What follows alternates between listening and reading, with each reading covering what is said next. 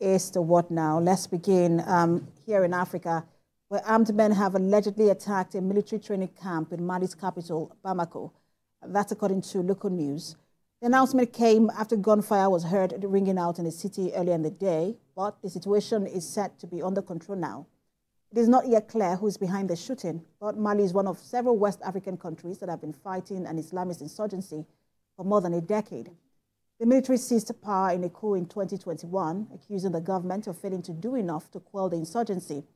It is now 3 years after the coup, and there is yet no sign of the attacks ending.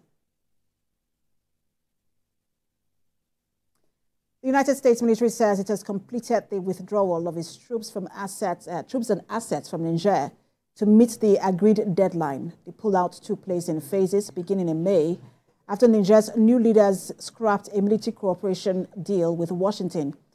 The military seized power in a coup last year, and in recent months, Niger has pulled away from the Western partners, turning instead to Russia for security. Prior to the coup, Niger had been a key partner of the U.S. in its battle against Islamist insurgents operating in the Sahel region. Together with France and other European countries, the U.S. had invested hundreds of millions of dollars in military assistance and training to Niger.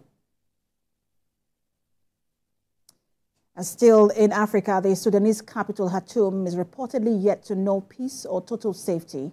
Violent explosions were heard Monday as a result of artillery shelling by the Sudanese army on areas controlled by the Rapid Support Forces in the neighborhoods of Taif, Garden City, and Buri, the eastern axis of the capital. This was as a result of the escalation of fighting between the Sudanese army and the Rapid Support Forces.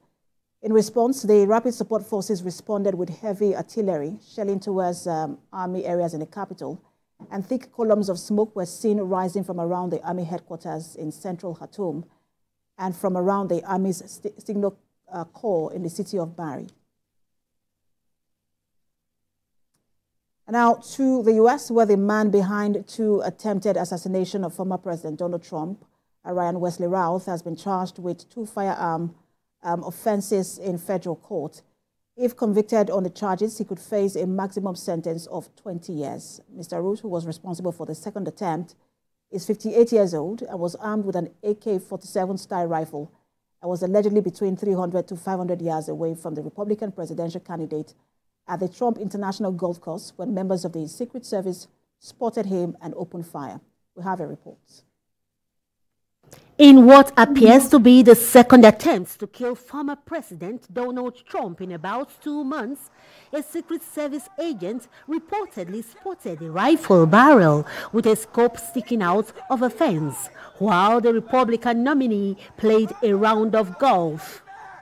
The agents opened fire, and Ryan Wesley Routh allegedly fled the scene by car without firing any shots back. He was later detained and has been charged with 2 counts, including the possession of a firearm. Years before, Mr. Routh posted messages online criticizing Donald Trump and also showed a deep interest in supporting Ukraine in its war with Russia. In a 2020 post on X, Mr. Routh said it seemed Donald Trump was getting worse and devolving. And more recently, he suggested that Mr. Trump's campaign slogan should be, "Make Americans slaves again." According to Federal Election Commission records in 2019 and 2020, Mr. Routh donated small amounts to the campaigns of Democratic presidential candidates, calling Joe Biden, quote, "Sleepy Joe," and criticizing him as someone who stands for nothing, no plans, no ideas, describing him to just be as limp as Hillary. Ryan Routh also displayed a sense of self-impotence in messages to world leaders as early as 2020, when he tweeted repeatedly at the North Korean leader, Kim Jong-un.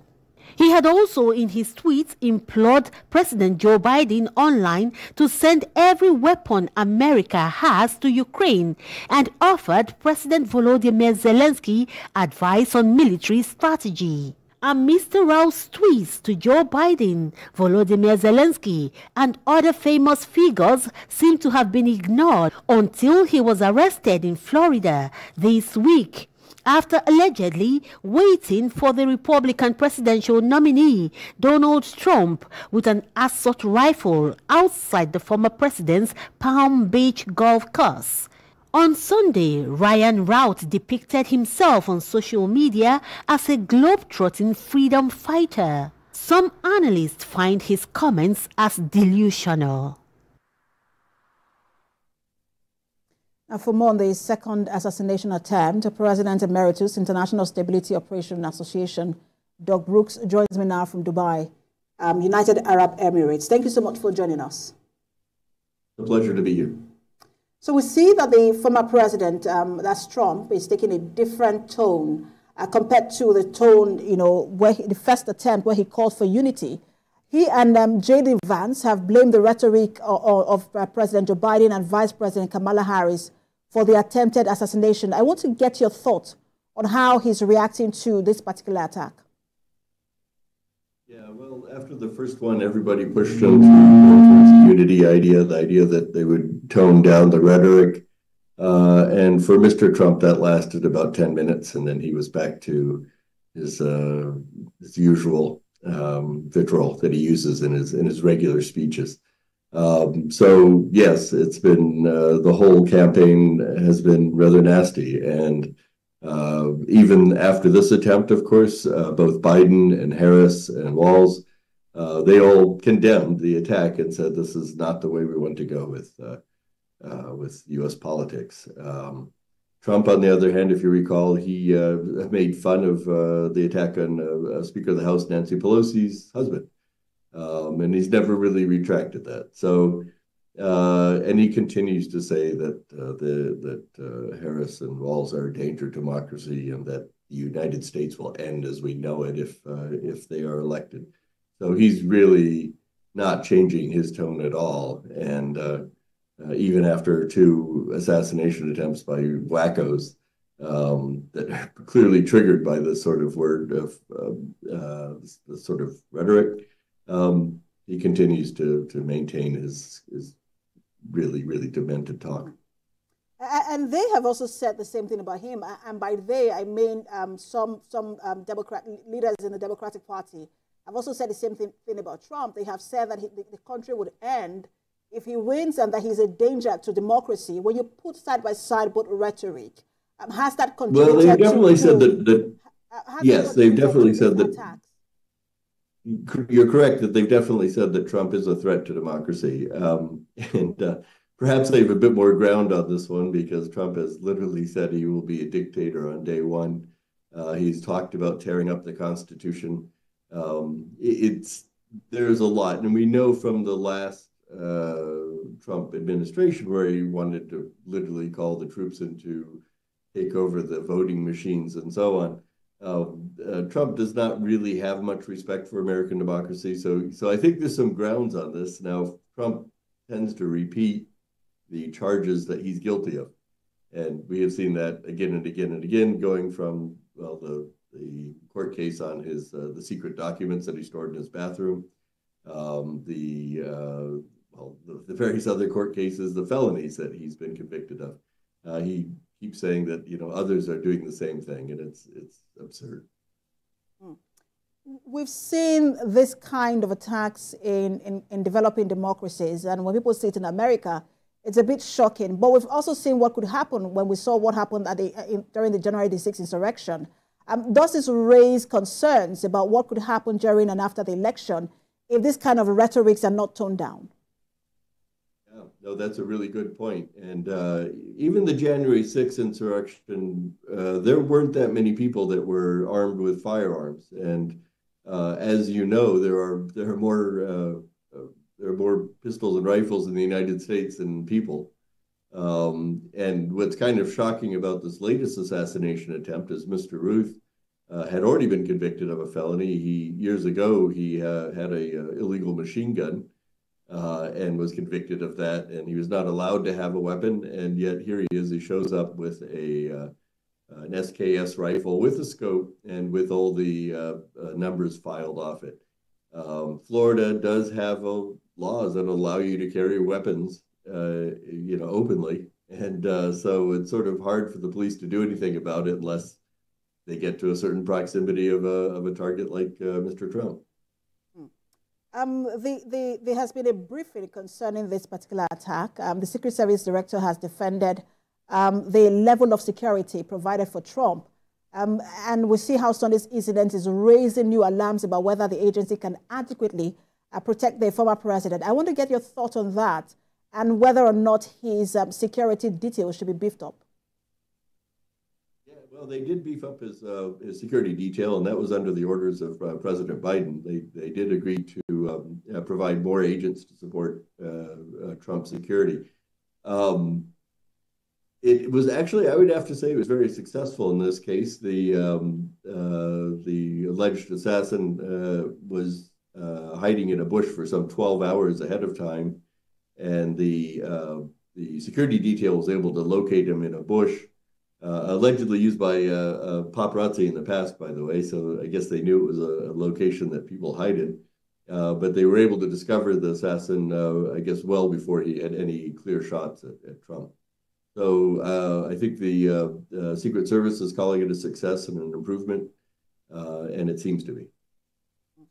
There was a comment or a statement made by Elon Musk on Twitter, which he has, or X, which he has now deleted, and he was responding to someone who had asked a question about why the former president has been, they're trying to assassinate the former president, and then his response was, no one is even trying to assassinate Biden and Kamala, and people have, really condemned that. With this kind of statement coming in, from supporters, are you worried or concerned about copycat attacks, whether on Trump or even on Kamala? No, absolutely. I think we all have to be concerned about that. And again, the United States has very liberal laws on weapons, so a lot of people can get them, and they can get them on short notice. And they're fairly powerful weapons. These are the high velocity weapons like the AK-47 or the AR-15 or the SKS, which doesn't have as many rounds in it, but it's a more accurate weapon. These weapons are easily available in the United States, and especially in red states like Florida, where they have very lax gun laws. And I mean, it's interesting and a little horrifying that people are allowed to carry them openly on the street. You don't see them very often, and it certainly raises eyebrows. But the fact is, there's a lot of these weapons around, and they're not that difficult to get a hold of. And yes, there's a lot of crazy people like Mr. Ruth and the previous assassin. So yes, this is something we definitely have to be concerned with for this election and those going in the future until the U.S. actually changes the way it handles its firearm laws. So on one hand, because I've listened to you, as you respond to my questions, and you've talked so much about the gun problem. So on one hand, this is a gun problem, but on the other hand, it is also a politics and a political hate problem. And America for years has offered its brand of democracy as the model for democracy. And as you see all of this, you're an American, as you see what's going on now, what does this say about where America's democracy is today? Let's say it is a model of democracy, not the model of democracy. I think there wouldn't be that many Americans or American political scientists that would say that the U.S. has the ultimate model of democracy. Let's face it, it was, it's 200 some years old. And it was based on a very different system where only essentially the wealthy white class were the males were the ones that were allowed to vote. And then it's also structured in such a way that the states with less populations actually have a greater weight in the elections. And for example, it's been, I can't remember how many elections since the last time the Republicans actually won the popular vote even though they've had presidents, because of the way the system is structured. So yes, it is one form of democracy. It was a compromised democracy, a representative democracy that it's flawed, and I think anybody would agree with that. How to improve it is another question. The parliamentary systems seem to work fairly well in other countries. So I wouldn't say, and I don't think you're going to find very many Americans that will say it is the best form of democracy. So I had mentioned earlier that some of the things we see now are the things we see with developing democracies. And so for a lot of people, it comes as a surprise because the idea is that democracy, with this kind of situations do not happen in a democracy. And so how does America continue to model democracy to the rest of the world, especially countries where you have autocratic governments? Well, I think about it this way. Democracies are inherently more free than authoritarian states, but you still have authoritarians being assassinated and shot at. But they generally, authoritarians can have more control over the weapons and over the population than you can in democracy. So for any democracy, this kind of thing is going to be a threat. The nice thing is that democracies have essentially built-in system to replace leaders for whatever reason, whether they're not doing well or whether they are assassinated. There are structures in place that allow a democratic system of replacement. With an authoritarian state, for example, in Russia, if Putin were to be assassinated or pass away, there's no real idea of exactly how they would replace him, because he has made sure that all his key rivals are not going to be accepted by the Russian population. So it's a mix. I think the democracies have a greater risk from this sort of thing, but they're also more robust in their ability to withstand this kind of thing. Hopefully, we don't have to see this again. The election's only coming up in November, early November, so hopefully we can get there without any more violence, and even more, hopefully, there won't be violence afterwards. If Trump loses, though, he has basically threatened to say that his supporters may want to take matters in their own hands, as they did on January 6th. Thank you so much for your time, President Emeritus, International Stability Operation Association, Doug Brooks. Always a pleasure to have you on.